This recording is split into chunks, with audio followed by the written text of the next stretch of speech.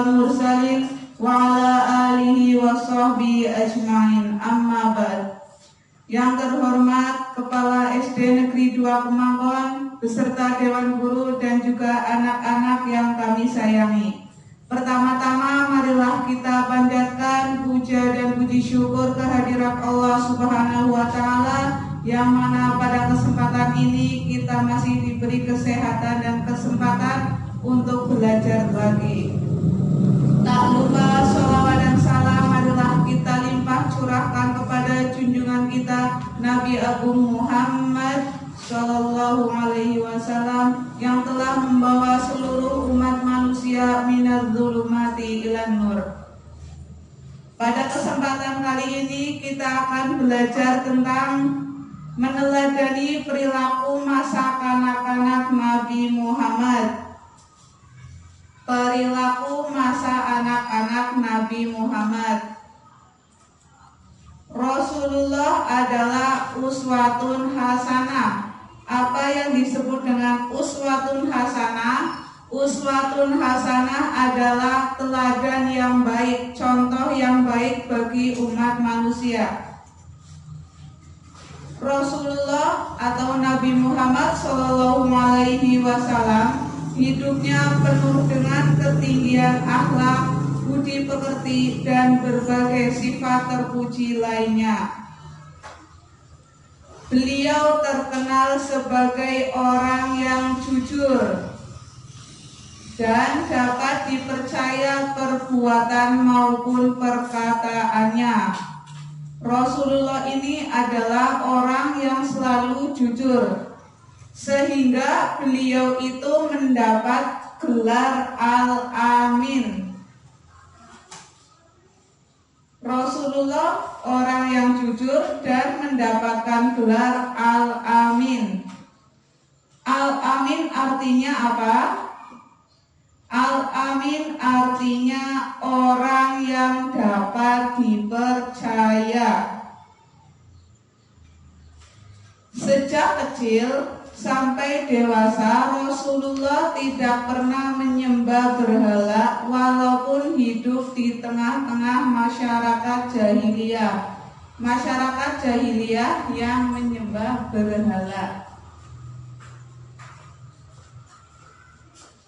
Di paragraf ini dijelaskan bahwa Rasulullah itu adalah orang yang jujur, sehingga ia mendapatkan gelar Al-Amin, orang yang terpercaya.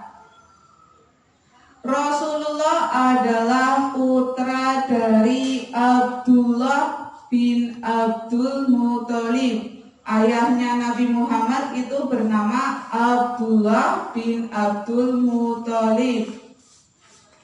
Sedangkan ibunya bernama Siti Aminah.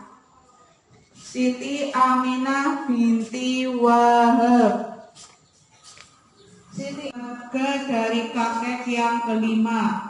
Pernikahan mereka tidak berlangsung lama karena ayahnya Nabi Muhammad bernama Abdullah telah meninggal saat Rasulullah masih berusia 6 bulan di dalam kandungan ibunya. Jadi ketika Rasulullah itu masih berada di dalam kandungan, ayahnya meninggal dunia. Nabi Muhammad lahir dalam keadaan yatim di tengah-tengah masyarakat jahiliyah.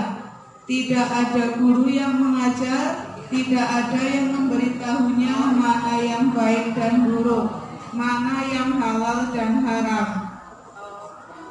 Karena Allah yang memberikan hidayah dan petunjuk kepada beliau. Sejak kecil Nabi Muhammad menjadi rahmat bagi seluruh alam. Terbukti pada masa beliau diasuh oleh Halimah Sa'diyah.